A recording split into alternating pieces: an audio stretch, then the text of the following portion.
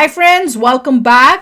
भाई, हिंदुत्व की दीवानी हो रही दुनिया, values of Hinduism, most ancient religion, Steve jobs. चलो वीडियो शुरू करते हैं। वीडियो शुरू करने से पहले अगर आप चैनल पर नए हो और आपने अभी तक सब्सक्राइब नहीं किया तो जल्दी से पहले सब्सक्राइब के बटन और बेल आइकन को क्लिक कर लो ताकि आपको हमारे सारे न्यू वीडियोस के नोटिफिकेशन मिल जाए जैसे हम अपलोड करें। अगर आपको वीडियो पसंद आता है प्लीज लाइक एंड शेयर। चलिए शुरू करते हैं। ये वही रेस्क्यू का वाला दिखा रहे हैं। उत्तरकाशी के सिलक्यारा टनल में फंसे मजदूरों को आखिरकार 16 दिनों बाद सही सलामत बाहर निकाल लिया गया। इसे दुनिया के इतिहास के सबसे शानदार रेस्क्यू ऑपरेशंस में से एक माना जा रहा है। इस रेस्क्यू ऑपरेशन को कामयाब बनाने में अलग अलग एजेंसियों का तो रोल है ही, मगर इसका सबसे ज्यादा श्रेय बाबा बौखनाथ जी को दिया जा रहा है। लोकल लोग बताते हैं कि जब टनल को बनाने का काम शुरू हुआ तो यहाँ बाबा बौखनाथ जी का एक प्राचीन मंदिर था जिसे तोड़ दिया गया था, जिससे बाबा नाराज हो गए। लोग कहते हैं कि यही वजह रही है कि पहले टनल का एक हिस्सा गिरा, मजदूर अंदर फंस गए और जब रेस्क्यू शुरू किया गया तो कभी लैंडस्लाइड हुई, कभी मशीन टूट गई तो कभी सामने बड़े पत्थर आ गए। जब किसी तरह से बात बनती नहीं दिख रही थी तो रेस्क्यू टीमों को बाबा बौखनाथ के गुस्से की बात बताई गई और वहीं सुरंग के बाहर उनकी एक मूर्ति स्थापित की गई। ये देखा लोगों ने उनसे माफी मांगकर काम फिर से शुरू किया। ऑस्ट्रेलिया से आए एक्सपर्ट एर्नोल्ड डिक्स भी हर रोज काम शुरू होने से पहले बाबा से आशीर्वाद लेते थे और शाम को फिर से उनकी मूर्ति को नमन करते थे। आज जब 16-17 दिनों बाद मौत को मात देकर ये मजदूर बाहर लाए गए हैं तो इसके पीछे बाबा की कृपा मानी जा रही है। एर्नोल्ड डिक्स ने भी कई बार इस बात का जिक्र किया है कि अगर पहाड़ ने कुछ लोगों को अपने अंदर ले लिया है तो हम उनसे इस बात की इजाजत मांग रहे हैं कि क्या हम इन लोगों को वापस बाहर निकाल सकते हैं। मतलब उन्होंने कभी भी ये अहंकार नहीं दिखाया कि हम पहाड़ को जीत सकते हैं, बल्कि पूरी विनम्रता के साथ हमेशा पहाड़ को ईश्वर का दर्जा दिया कि हम उससे सिर्फ और सिर्फ अपने लोगों को वापस लेने की परमिशन। समझ में आई दोस्तों, उत्तरकाशी का रेस्क्यू ऑपरेशन एक बार फिर भारत के उस चरित्र को, उस कैरेक्टर को बताता है जिसकी आज पूरी दुनिया कायल हो रही है। एक ऐसा चरित्र जिसमें हम अपना फर्ज पूरी ईमानदारी और मेहनत से निभाएंगे, लेकिन ये भी स्वीकार करेंगे कि होगा वही जो ईश्वर चाहेगा। और उत्तरकाशी की घटना ने एक बार फिर उसे सही साबित कर दिया। ये कहने में मुझे कोई हर्ज नहीं है कि भारत और हिंदुत्व के इसी चरित्र ने आज पूरी दुनिया को इसकी ओर आकर्षित किया है। कैसे आकर्षित किया है और लगातार कर रहा है, आज के इस वीडियो में हम इसी के बारे में डिटेल में बात करेंगे। दोस्तों, पिछले दिनों बैंकॉक में विश्व हिंदू कांग्रेस का आयोजन हुआ। इस इवेंट में थाईलैंड के प्रधानमंत्री ने हिंदू धर्म को लेकर ऐसी बात कर दी जिसे सुनकर हर कोई हैरान रह गया। थाईलैंड के प्रधानमंत्री ने कहा कि आज पूरी दुनिया में जैसे हालात हैं उसमें हिंदू धर्म के संस्कार ही पूरी दुनिया को बचा सकते हैं। इससे पहले अमेरिका में राष्ट्रपति पद के उम्मीदवार विवेक रामास्वामी से जब ये पूछा गया कि वो किस तरह की पॉलिटिक्स करना चाहते हैं तो रामास्वामी ने बेहिचक कहा कि मैं हिंदू हूं और मैं अपनी उन हिंदू वैल्यूज को बेस बनाकर ही राजनीति करूंगा, क्योंकि मुझे लगता है कि आज अमेरिका को उन वैल्यूज की सख्त जरूरत है। Say my faith, I'm Hindu. I believe there's one true God. I believe God put each of us here for a purpose. My faith teaches me that we have a duty, a moral duty, to realize that purpose. That we're God's instruments. He works through us in different ways, but we are still equal because God resides in each of us. That's the core of my faith. इससे पहले England के प्रधानमंत्री Rishi Sunak G20 के लिए भारत आए थे, तब भी उन्होंने खुद को एक प्राउड हिंदू कहा था। वो दर्शन करने दिल्ली के अक्षरधाम मंदिर भी गए थे, जिन अंग्रेजों ने 200 साल तक भारत पर राज किया। आज उसी इंग्लैंड के पीएम हाउस में एक भारतीय मूल का शख्स राज कर रहा है। वो वहां हिंदू रीति रिवाज से सारे वार त्योहार मना रहा है। अमेरिका के शहरों में कई सालों से दिवाली की छुट्टी दी जाने लगी है। यूएई जैसे मुस्लिम देश में दिवाली पर स्कूलों में 4 दिन की छुट्टियां की गई। ये सब बातें साफ बता रही हैं कि अपनी सनातन परंपरा और वैल्यूज पर चलते हुए हिंदू कम्युनिटी बिजनेस से लेकर राजनीति तक हर एक जगह अपना परचम लहरा रही है। एक ऐसा धर्म जिसने कभी किसी देश पर कब्जा नहीं किया, जिसने कभी जबरन दूसरों का धर्म नहीं बदला, मगर आज सिर्फ और सिर्फ अपनी अच्छाई की वजह से हिंदू धर्म पूरी दुनिया में सम्मान पा रहा है। तो किस तरह हिंदू धर्म दुनिया को राह दिखा रहा है? इजराइल हमास युद्ध से लेकर रूस यूक्रेन वॉर तक और वेस्टर्न कंट्रीज में टूटते परिवारों और बढ़ते डिप्रेशन के बीच क्यों हर किसी को हिंदू धर्म में ही सुकून दिखाई दे रहा है? आइए इस वीडियो में इसी पर डिटेल में बात करेंगे। वीडियो ध्यान से देखिएगा, पसंद आए तो इसे अपने दोस्तों, यारों, रिश्तेदारों से जरूर शेयर करिएगा, क्योंकि बड़ी मेहनत से हम ये वीडियो बनाते हैं। हम चाहते हैं ज्यादा से ज्यादा लोगों तक पहुंचे। आइए शुरू करते हैं। नमस्कार, जय हिंद दोस्तों, मैं हूं रौनक। दोस्तों, स्टीव जॉब्स को 21वीं शताब्दी का सबसे बड़ा इनोवेटर माना जाता है। अपने करियर के शुरुआती दौर में जब वो जिंदगी के मायने समझने की कोशिश कर रहे थे तो वो भारत आए।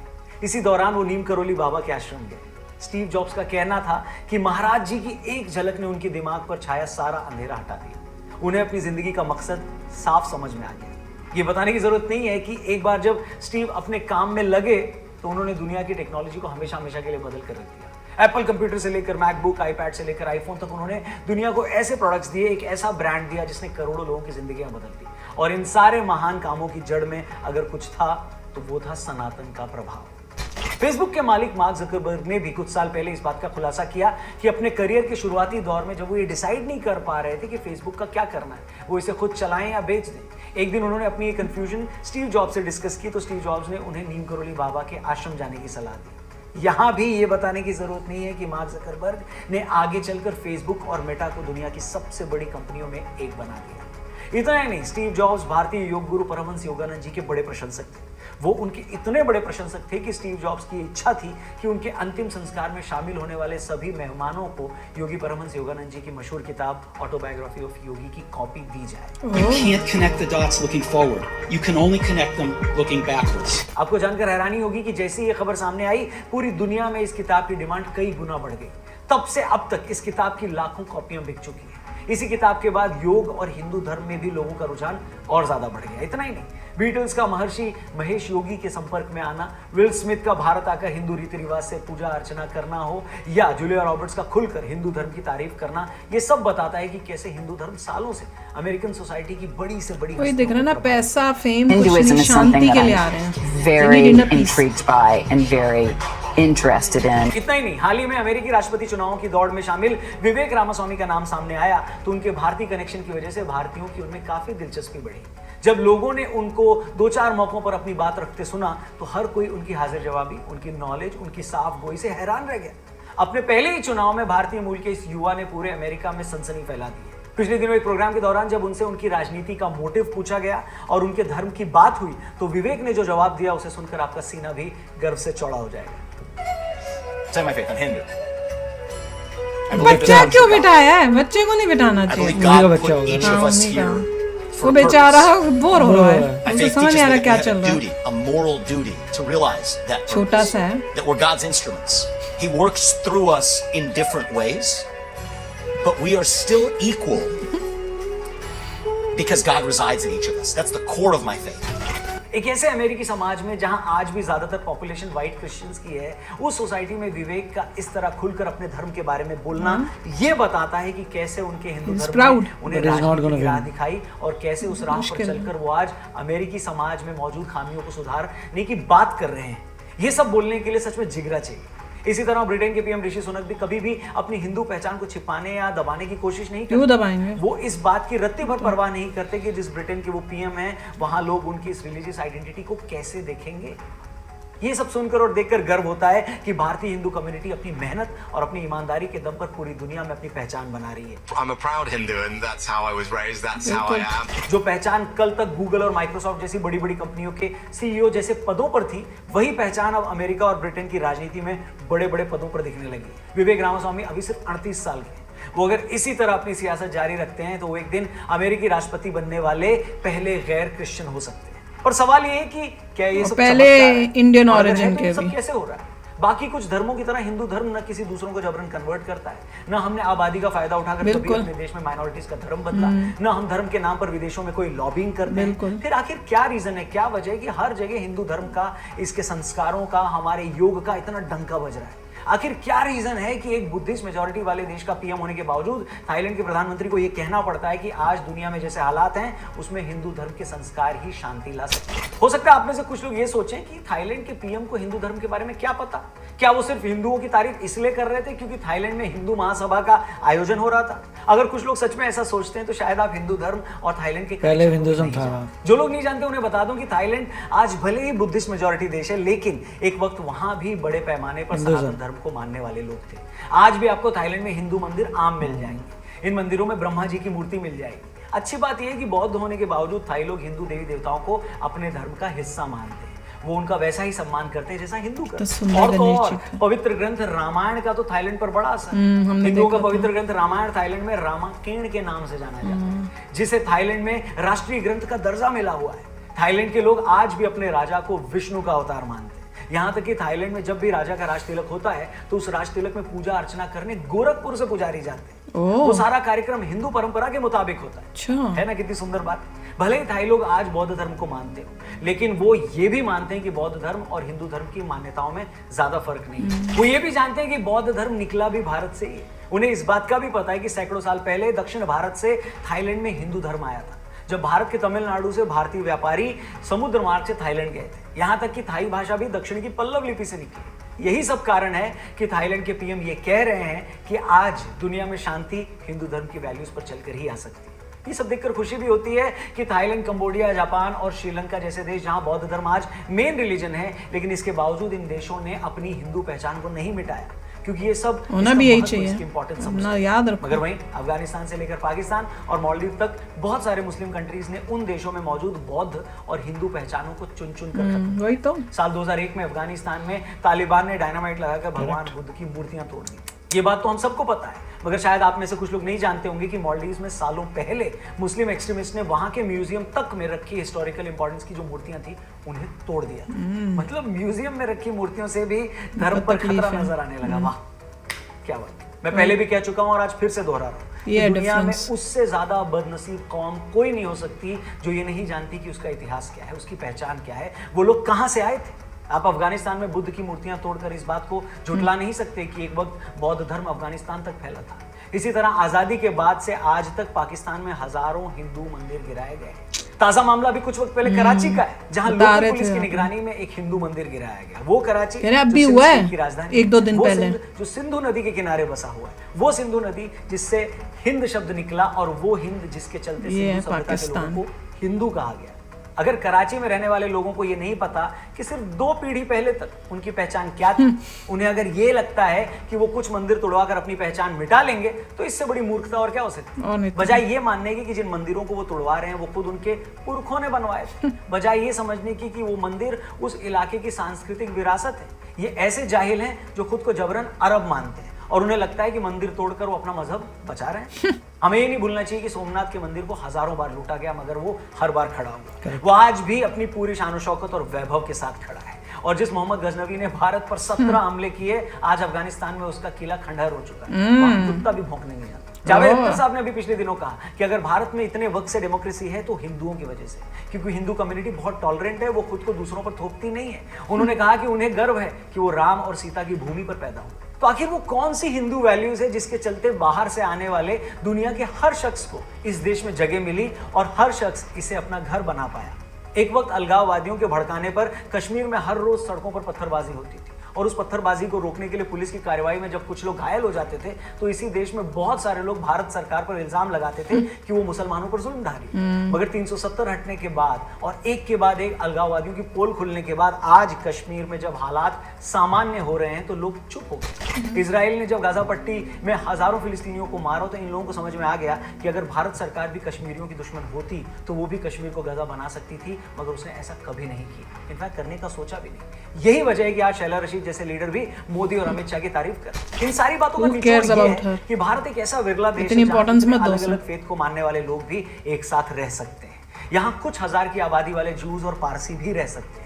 आबादी में 1% से भी कम जैन कम्युनिटी भी अपने काम धंधे को बढ़िया तरीके से कर सकती है, अपने धर्म का पालन कर सकती है। यहाँ एक गरीब मुसलमान नवाजुद्दीन सिद्दीकी से लेकर मोहम्मद शमी तक भी अपने टैलेंट के दम पर सुपरस्टार बन जाते हैं। यहाँ द्रौपदी मुर्मू जैसी आदिवासी महिला भी देश की राष्ट्रपति हो सकती है, और डॉक्टर मनमोहन सिंह के तौर पर एक सिख भी 10 साल तक देश का प्रधानमंत्री बना रह सकता है।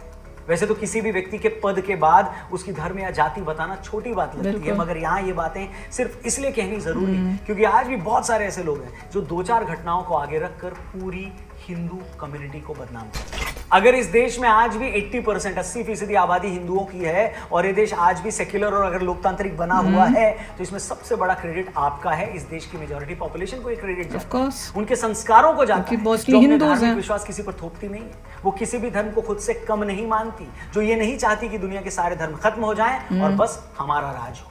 वो हिंदू कम्युनिटी ऐसा नहीं सोचती, तभी तो दुनिया भर के लोग इस देश में आकर अपनी जगह बनाते हैं और भारत से जाने वाले लाखों लोग भी पूरी दुनिया में खुली बाहों से स्वीकारे जाते हैं। वो भी इस हद तक कि लोग उन्हें अपनी कंपनियों की, अपने देश तक की बागडोर सौंपने को तैयार हो जाते हैं। उम्मीद करता हूं आज की हमारी वीडियो आपको पसंद आई हो, अच्छी लगी हो तो प्लीज इसे और भी लोगों तक पहुंचाइएगा, इस वीडियो को शेयर करिएगा। ये बहुत अच्छा बताया, मैं यही सोच रही थी अभी। मैंने देखा, देखो एक हिंदुज्म है, इंडिया में मेजॉरिटी पब्लिक क्या है, हिंदू है, पाकिस्तान को देख लो, मेजॉरिटी ऑफ द पब्लिक क्या है, मेजॉरिटी क्या सारी वहाँ पे क्या है, मुस्लिम है। यहाँ पे हिंदूज मेजॉरिटी हैं, बाकी सारे रिलीजन के लोग आराम से सुख शांति से रह रहे हैं, उनको इक्वल राइट्स मिली हुई हैं, कोई ऐसी बात नहीं है वो अपने धर्म को जो है उसको कर रहे हैं, को प्रैक्टिस कर रहे हैं, कोई रोक नहीं, कोई टोक नहीं, और मिलजुल के रह रहे हैं। एक वहाँ पे देख लो पाकिस्तान, मेजॉरिटी मुस्लिम्स, उनका ऐसा सोच है घटिया कि भैया कोई और रिलीजन है ही नहीं, बस हमारे रिलीजन है, और जो थोड़ी बहुत माइनॉरिटीज़ रहती हैं उनको भी कन्वर्ट करने में लगे हुए हैं। अभी लेटेस्ट न्यूज़ आई थी कि उन एक हिंदू टेम्पल को भी तोड़ दिया है, और इस टाइप की न्यूज़ें आती रहती हैं। तो डिफरेंस बिटवीन सोच वो आपको दिख रही है। तो कौन सा religion is more beautiful? Of course Hinduism, और उसकी प्रेस तो होगी जो सबको अब मिलजुल कर रहना बोलता है। और हमारे में तो यार वो सबको कौन भूल सकता है, हम लोग तो बोलते हैं ना ओम शांति शांति शांति।